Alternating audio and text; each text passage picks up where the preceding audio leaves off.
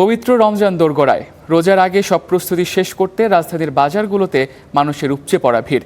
এদিকে ইফতার সামগ্রীর বাড়তি চাহিদার সুযোগে বেশি লাভের চেষ্টা করছেন ব্যবসায়ীদের মাঝে। ফলাফল, রাজধানীর বাজারে বাড়তি অনেক পণ্যের দাম। রমজান ঘিরে চলছে শেষ মুহূর্তের প্রস্তুতি। রাজধানীর বাজারগুলোতে তাই ক্রেতা সমাগমও বেশি। বিশেষ করে খেজুর, ছোলা, চিনি সহ ইফতার সামগ্রীর দোকানগুলোতে ভিড় জমাচ্ছেন ক্রেতা। তবে গেল সপ্তাহের তুলনায় নিম্ন ও মাঝারি মানের খেজুরের দাম কিছুটা বেড়েছে। জাহিদি খেজুর গত সপ্তাহেও 240 থেকে 250 টাকায় পাওয়া গেলেও এখন তার দাম 280 টাকা ছাড়িয়েছে। তবে আজোয়া, মরিয়মের মতো ভালো মানের খেজুর আগের মতোই বেশি দামে বিক্রি হচ্ছে।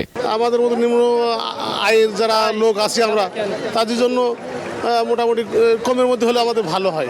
তাদের একই অজুহাত ভাই, বিভিন্ন জায়গায় চাঁদা দিতে হয়, বিভিন্ন জায়গায় আমাদের বিভিন্ন টাকা বাড়তি দিতে হয়। দেওয়ার পরে আমরা যে ইম্পোর্ট করে মাল আনার পরেও আমাদের বাড়তি খরচ হয়ে যায়, এই জন্য দামটা বেশি। খুচরা বিক্রেতাদের দাবি, বেশি লাভের আশায় রমজানকে কেন্দ্র করে মধ্যস্বত্বভোগীরা বাজারকে অস্থির করার চেষ্টা করছে। আগে আমরা এটা 250 টাকা, 230 টাকা, 220 টাকা ছিল, এটা টানায় চলছিল, কিন্তু হঠাৎ এখন 260 টাকা। না, পর্যাপ্ত আমদানি হয়েছে, সব কিছু ঠিক আছে, আমদানিও ঠিক আছে, রপ্তানিও ঠিক আছে, সবই ঠিক আছে, বাট আমাদের যে সিন্ডিকেট, এই সিন্ডিকেটটা এখনো ভাঙ্গা হয়নি। না, ধরুন আমরা 12 মাস খেজুর বেশি, খেজুরের দাম কমে আছে। যেমন যারা সচরাচর খায়, যারা ইন্টারভিউ দেয়, তারা বলে কি দাম বাড়ছে, কিন্তু ওইরকম দাম বাড়ে নাই। এদিকে ডাল বাজার কিছুটা স্থিতিশীল। রাজধানীর কারওয়ান বাজারে মানভেদে ছোলা বিক্রি হচ্ছে 80 থেকে 100 টাকায়, ডাবলি 60 টাকা ও বুটের ডাল বিক্রি হচ্ছে 60 থেকে 65 টাকায়। পণ্যের উপস্থিতির উপর নির্ভর করবে, হয়তো কমতেও পারে, এটাও একটা আশা করা যেতে পারে। আমরা তো আশা করতেই হবে।